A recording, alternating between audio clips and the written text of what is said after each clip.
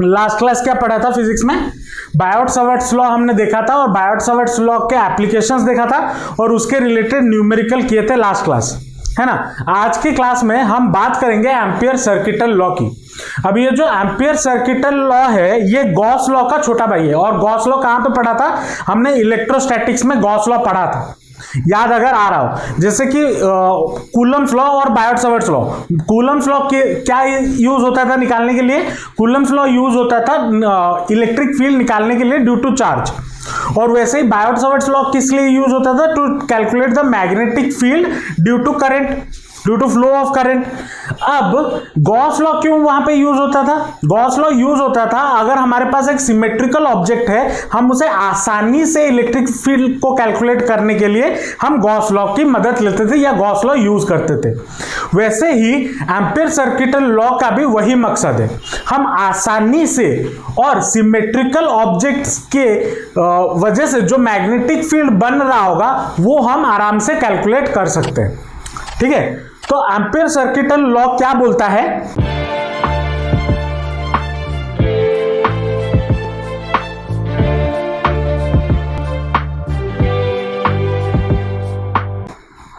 Ampere circuital law बोलता है line integral of B D L is equal to mu naught into I.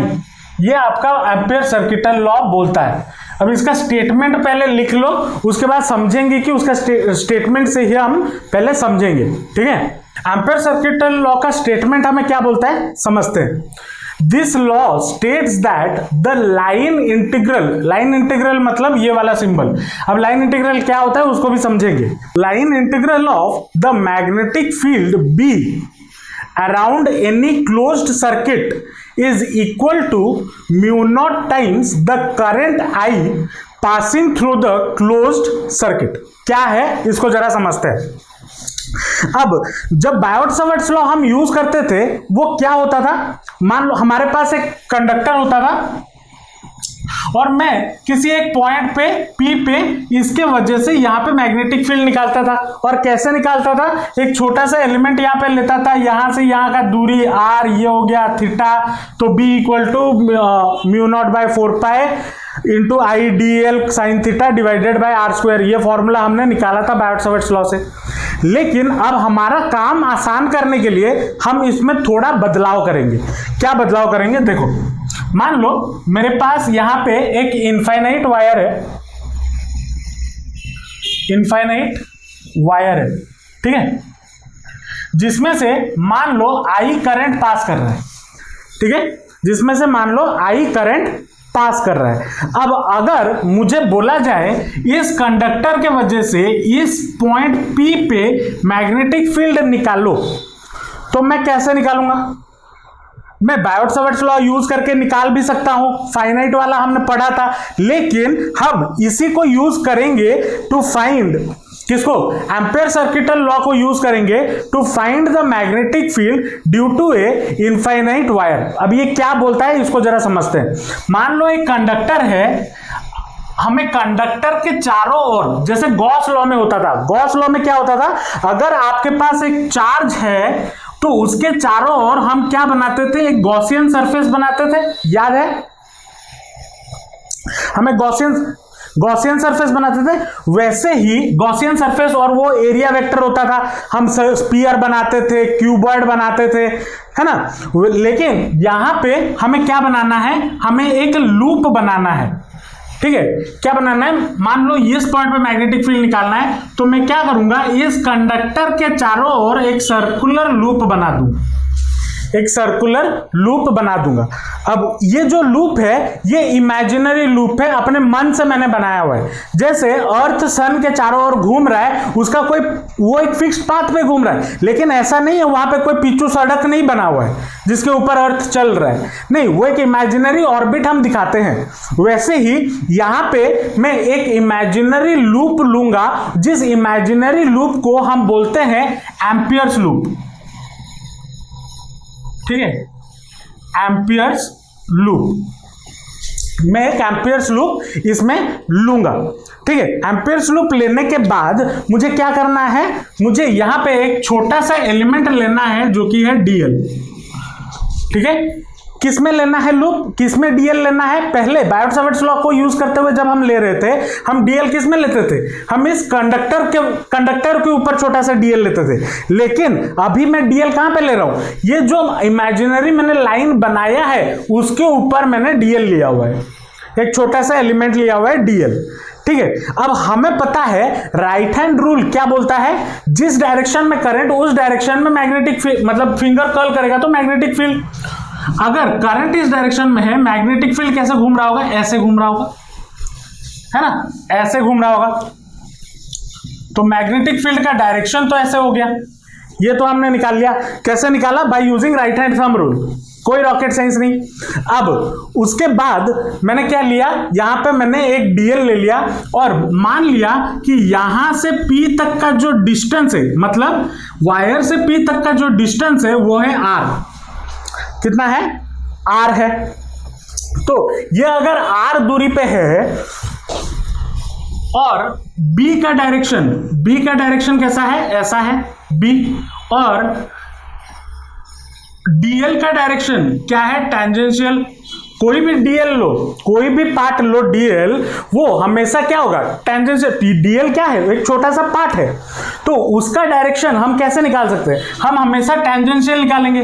तो इधर DL लो, इधर DL लो, इधर डीएल लोगे तो उसका डायरेक्शन ये डीएल का डायरेक्शन, इधर डीएल लो तो इधर डीएल का डायरेक्शन। ठीक है, तो डीएल क्या है? एक टैंजेंशियल डायरेक्शन है जो कि उस पार्ट का डायरेक्शन, उस डीएल का डायरेक्शन दिखाता है। अब देखो यहां पे अगर देखोगे तो बी डीएल का लाइन इंटीग्रल, और ये दोनों वेक्टर फॉर्म में है, तो बी डीएल जो वेक्टर फॉर्म में है उसको अगर मैं नॉर्मल मैग्नीट्यूड के फॉर्म में लिखूं तो मैग्नीट्यूड के फॉर्म में इसको हम लिखते हैं B D L cos theta, क्योंकि ये एज बिकॉज डॉट प्रोडक्ट है। तो उसको हम अगर याद करो क्लास 11 में हमने डॉट प्रोडक्ट पढ़ा हुआ है। डॉट प्रोडक्ट क्या होता है? B into B D L cos theta. Theta क्या है? Theta is the angle between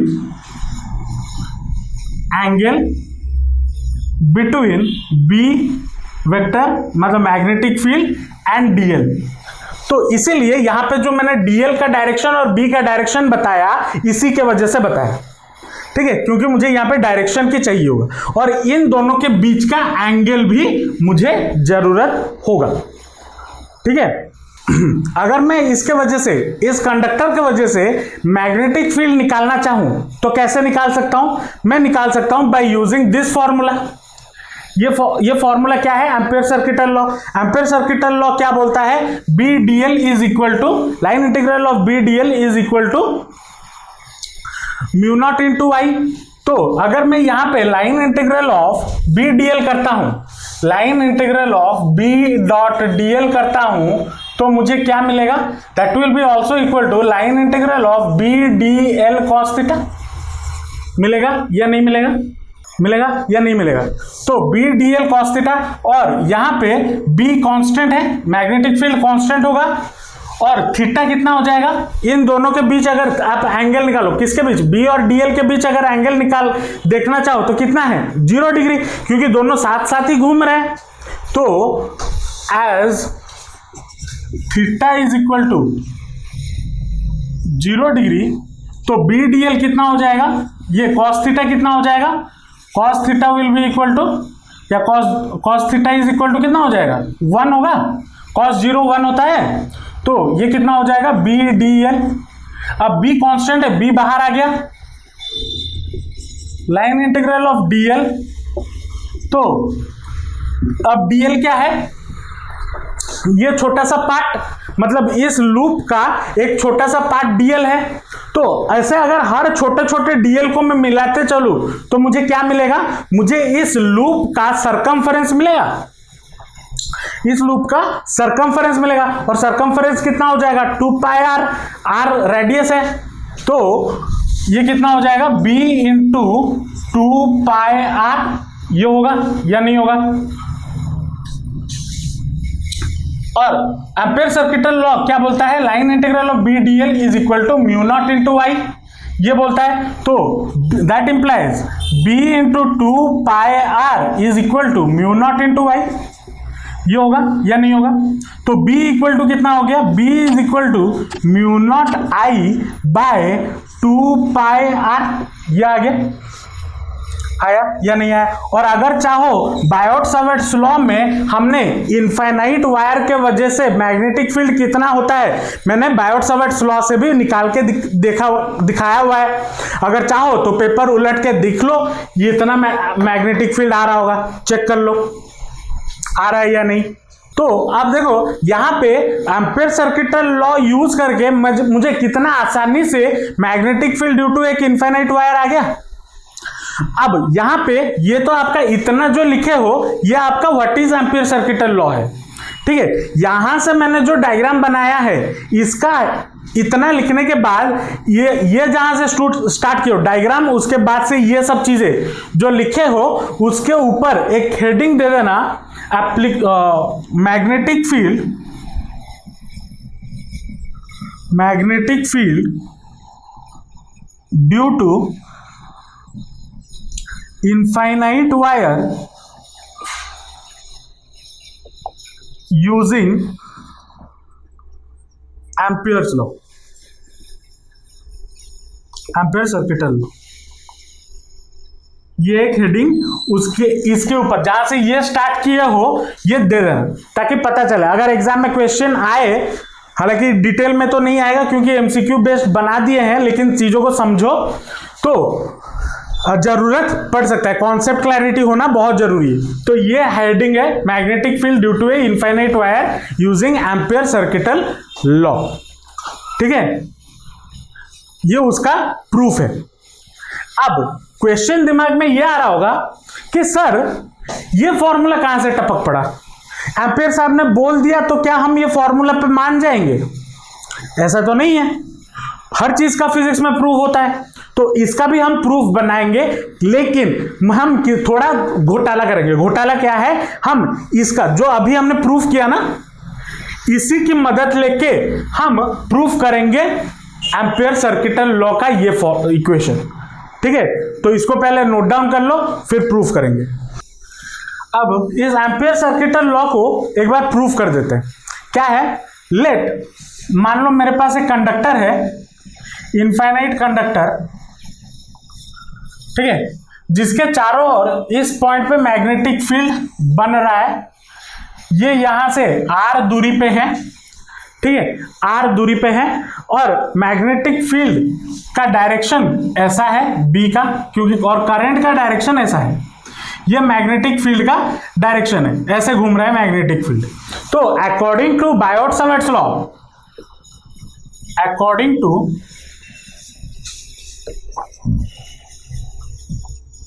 Biot-Savart's law B is equal to कितना है, B is equal to mu naught I by 2πr। Biot Savart's law अगर याद होगा तो हमें ये पता है बायोट-सावर्ट्स लॉ से एक इनफाइनाइट वायर के वजह से मैग्नेटिक फील्ड कितना होता है, mu naught I by 2πr, ये होता है। अब अगर मान लो मैं एक छोटा सा एलिमेंट यहां पे लेता हूं dl, और dl का डायरेक्शन इस तरफ है और b का डायरेक्शन इस पॉइंट, ये dl का डायरेक्शन है और b का डायरेक्शन भी इधर है, इस तरफ है ना।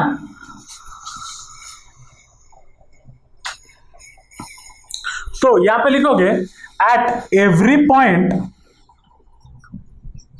Of the circle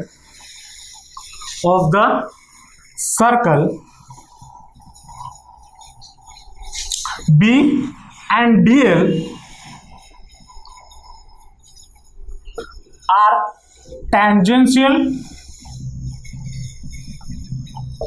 to each other, hence theta या फिर एंगल थीटा बिटवीन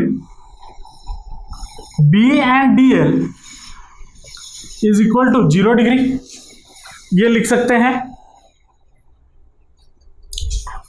तो देयरफॉर BDL अगर ये वेक्टर क्वांटिटी है dot V.dl is equal to कितना हो जाएगा BDL cos 0 degree which is equal to BDL, ये होगा। अब line integral integrating both side, line integral of this term, line या फिर इस टर्म, दिस टर्म अगर मैं इंटीग्रेट अच्छा इधर समझना, मैं इसको अगर इंटीग्रेट कर दूंगा, BDL इस पॉइंट पे मैग्नेटिक फील्ड है, अगर मैं BDL को इंटीग्रेट कर दूंगा तो मुझे टोटल मैग्नेटिक फील्ड मिल जाएगा या नहीं मिलेगा? मिल जाएगा। Therefore line integral of BDL मुझे कितना दे देगा? मुझे टोटल मैग्नेटिक फील्ड दे देगा, है ना, along the कहाँ, along this circular path। तो BDL इज इक्वल टू कितना हो जाएगा? B कांस्टेंट है, B बाहर, लाइन इंटीग्रल ऑफ DL ये आ जाएगा, और B इज इक्वल टू कितना है?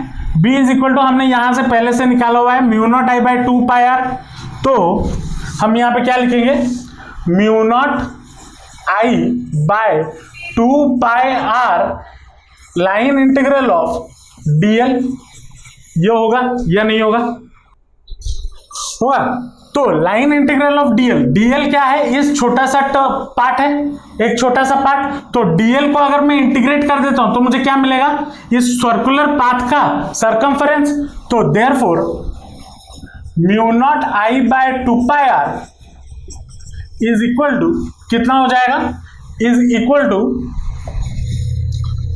इक्वल टू नहीं, इनटू 2πr, ये हो जाएगा 2πr गेट्स कैंसिल, तो बचा कितना? μ0I। तो line integral of BDL, therefore line integral of BDL is equal to मुझे कितना मिल गया? μ0 × I मिल गया, और यहीं से हमारा एम्पियर सर्किटल लॉ प्रूव होता है।